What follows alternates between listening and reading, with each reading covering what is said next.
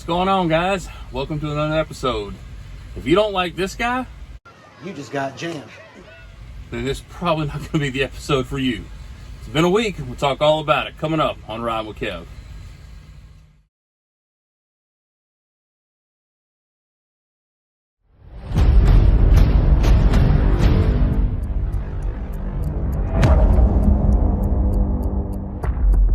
Story of the Chinese farmer. You ever seen that? No. So he loses his horse, and everybody in the town comes over and they say, "Oh, well, that's terrible." And he's like, "Maybe." And then the next day, 7 wild horses come back, and they all come over and they say, "Oh, well, that's great." And he says, "Well, maybe." And the next day, his kid is taking out one of the wild horses and breaks his leg, and the whole town comes over and they say, "Oh, that's terrible now, isn't it?" And he says, "Maybe." And the next day, the conscription officers come over and they're, taking people into the military to go fight. And they pass by his son because he's got a broken leg. And the whole town comes over and they say, "Oh, that's great now, isn't it?" He says, "Maybe." And the point of it is that you never really know if something is bad or good because you don't know how that's going to affect the rest of your life. Well, welcome to another episode. To the new subscribers, welcome. The usual suspects, welcome back. Keep forgetting to add that to the videos. So when I left you at the last video, it sounded like the plan was perfect. Everything had come together. And when in the world has that ever been the way that it goes? It really do be like that sometime. Oh man, where to even start? So I got up Monday.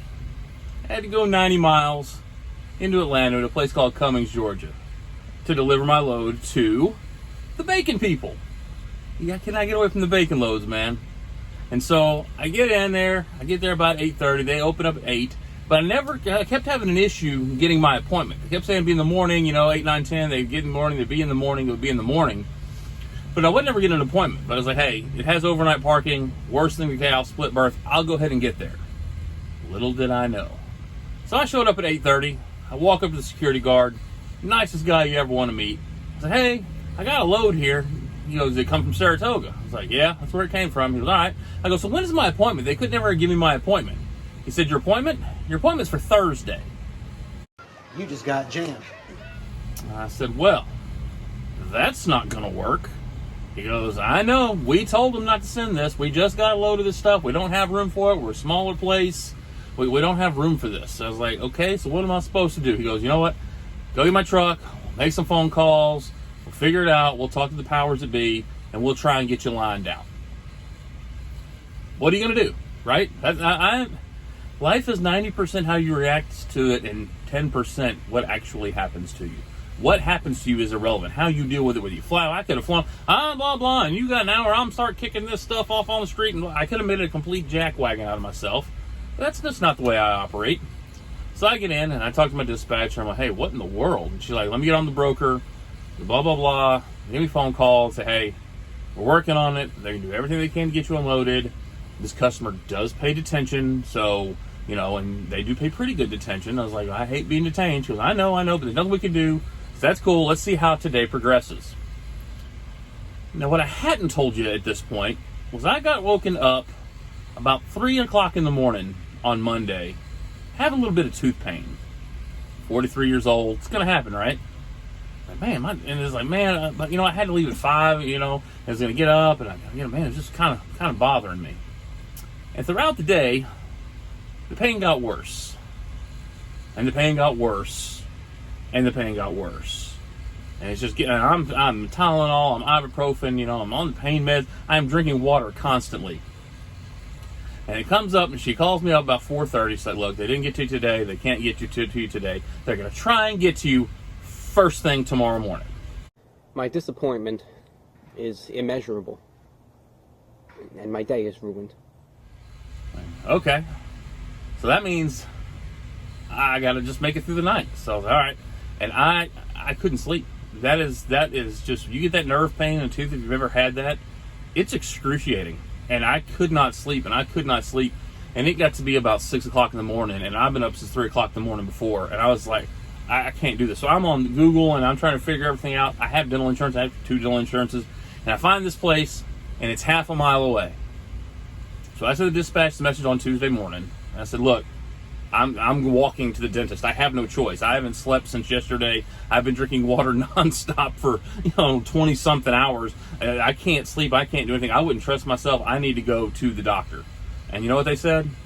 Go. They said, don't worry the load. You're parked legally. It's overnight parking. You're fine. Just go. Just get you taken care of and let us know what's going on. That's all they said. We'll handle the rest. You take care of you. I'm like, all right. Thanks, guys. And so I get down there. I get to the dentist at 8 o'clock in the morning. They take an x-ray to tell me what I already told them. I was like, I'm old enough. I know what's going on. I said, okay, well, here's your options.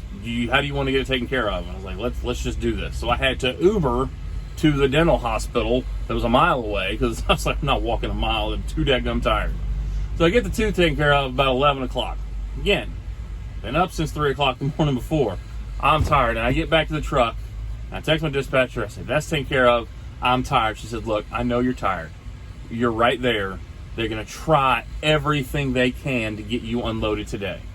I was like, all right, well, you know what? I need this load off of me, and I need to go to sleep. So right about 1:30, I got the call that, hey, we're going to get you unloaded. Luckily, I mean, it was a make a U-turn cul-de-sac back straight into the dock. They unloaded me in about 45 minutes.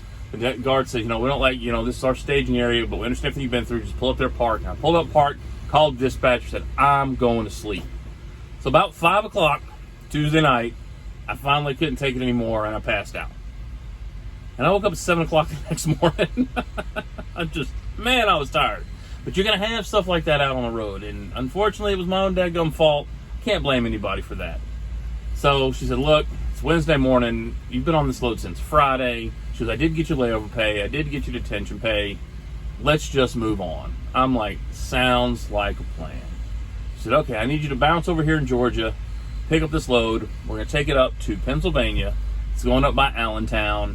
It was not that heavy, and it was pretty much an easy, just roll over there.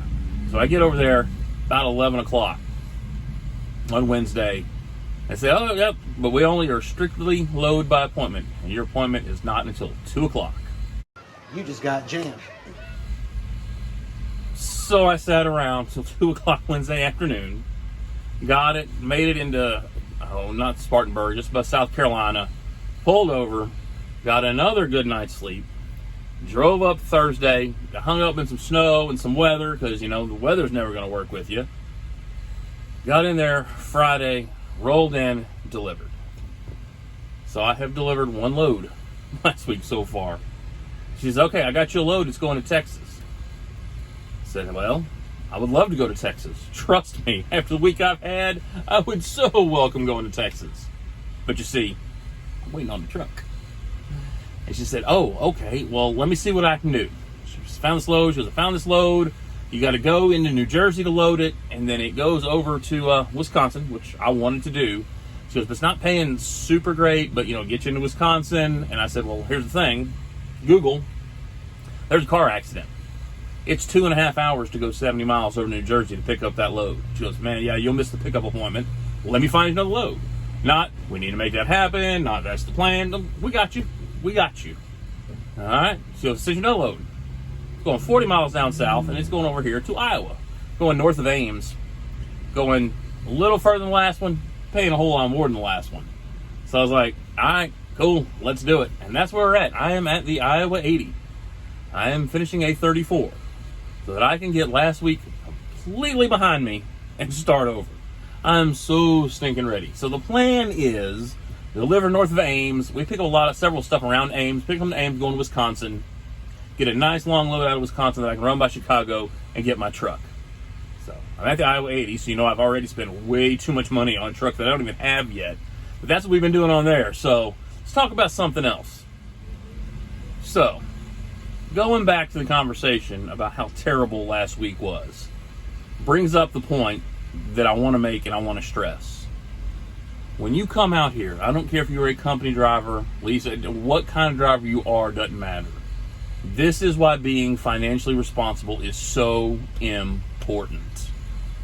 When I had that tooth issue, yes, I have insurance. And by the way, as an owner-op, I have insurance, health insurance, just like everybody else. Pay a set fee per month. I actually set it up when I was at Prime. I've still got insurance. But I can't imagine being in that situation and being like, hey, you gotta go to the dentist and it's $600-700 and I didn't have the money. I cannot imagine being in that type of pain, because the dentist is not the emergency room. You don't get to just stroll in and be like, oh, well, bill me. No, they want their payment, they want their money, and they want it now. And facts are facts. I'm not going to have a great week financially because I only did 2 loads. Now, out of those 2 loads, I made $5,000. To me, got to take out expenses, but I don't ever have to worry because of where I'm at about. I remember being where I was before. Tired of it sounds like I'm bad mouthing and saying things like, well, I worked for a week and I won't go negative. I don't make those comments anymore. I am 1 load here can pay my fixed costs, which are way more, and I'll do more than 1 load a week, even when I go home or go on home time or go on a 34. The financial freedom that this lifestyle allows me, I can't explain it to somebody who's not doing it, because you just have to see it. But when every load I'm hauling is $3 a mile or better, I don't have to worry about, I just got to cover my expenses. But you've got to save that money. You have got to be financially focused out here for a whole lot of what ifs. Because I just spent $1,000 on my daughter to get Invisalign. I spent insurance on my son's truck. Now to help him out some. You're always going to have something in life, and so that is why it is so important. No matter which company you go to or what you do, get financially, not financially secure. I'm not saying you're going to have $5,000, $6,000, $7,000 in the bank. It'd be nice. It is nice. It'd be great. You want to have as much saved as you can, but you don't want to get out here and have an emergency. What if you needed to fly home? You can park at a truck stop and get an Uber. I don't have the plane ticket, and somebody important is dying. Or your health, which again is my company. Thank God they were so supportive. Is the most important thing, because you got to be able to take your health out here. You got to take care of your family out here. And you got to take care of those things that are going to come up that you're not prepared for. So make sure you get some financial planning. Get some financial, even if it's $100 a week, something. Save something so when you get out here, if you have an emergency like I did, my weeks aren't ruined. I'm still going to make good money. My teeth are fine. I can get stuff fixed. My family more worried than I was just using the bathroom every 2 seconds because I drank so much water. But I got fixed. I'm going to get my truck. One of these days, I'm going to have a straight week. Now, I mean, it's so bad when you say, I had a bad week and it was $8,300, or I had a bad week and I made $5,000. I mean, my bad weeks are better than some places I've been before. So we're definitely happy, but don't get jammed. I love that guy. Get yourself taken care of. Be financially responsible. And hopefully in the next video, we'll actually be in our new truck, because I got stuff strewn everywhere. I just cleaned the truck again. So ready to turn this in. Talk to you soon. God bless. Let's get rolling.